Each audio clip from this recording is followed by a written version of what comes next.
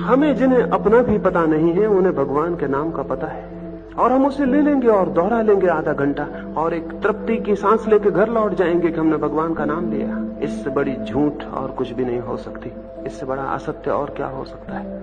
हम परमात्मा को नहीं जानते, लेकिन कुछ बातें हमें बता दी गई हैं कि ये भगवान का नाम है और हमने इसे स्वीकार कर लिया है और हम इस स्वीकृति को दोहराते हैं, और तब इसका एक ही परिणाम होता है, वो ये कि भगवान को बिना जाने जानने का भ्रम पैदा हो जाता है। मैं आपसे निवेदन करूं, इस भांति की जो आस्तिकता है सीखी हुई, भगवान तक पहुंचने में इससे बड़ी और कोई बाधा नहीं है और बड़ा कोई हिंड्रेंस नहीं है। इसलिए तथाकथित आस्तिक शायद ही कभी भगवान को जान पाता हो, क्योंकि खोजने के पहले उसने मान लिया, जानने के पहले उसने जान लिया, पहचानने के पहले उसने पहचान बना ली, जो कि बिल्कुल असत्य होगी।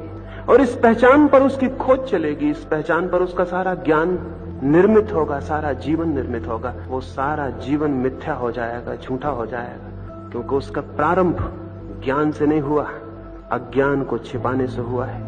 क्या ये उचित ना होगा ईश्वर के खोजी को, परमात्मा की तलाश में गए हुए व्यक्ति को, या सत्य के अनुसंधान में लगे हुए मनुष्य को, या जीवन के अर्थ को जो खोजने निकला है उसको, क्या सबसे पहले ये उचित ना होगा कि वो ये जान ले कि वो कुछ भी नहीं जानता है?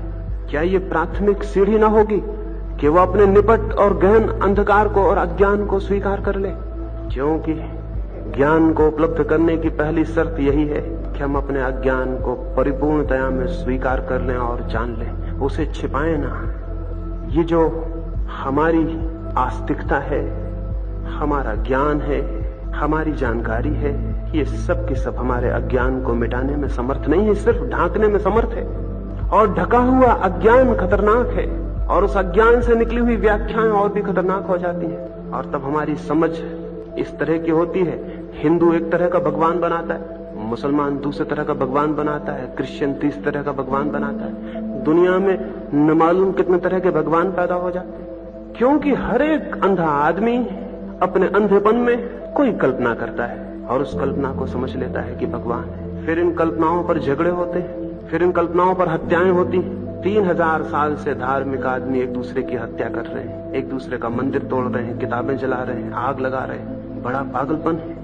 नास्तिकों ने इतना कुछ बुरा नहीं किया दुनिया में आज तक। नास्तिकों के ऊपर कोई बहुत बड़े अपराध नहीं है, न तो मकान में आग लगाने के, न लोगों की हत्या करने के, न स्त्रियों पर बलात्कार करने के, न मंदिर मूर्तियां तोड़ने के, न मस्जिदें जलाने के।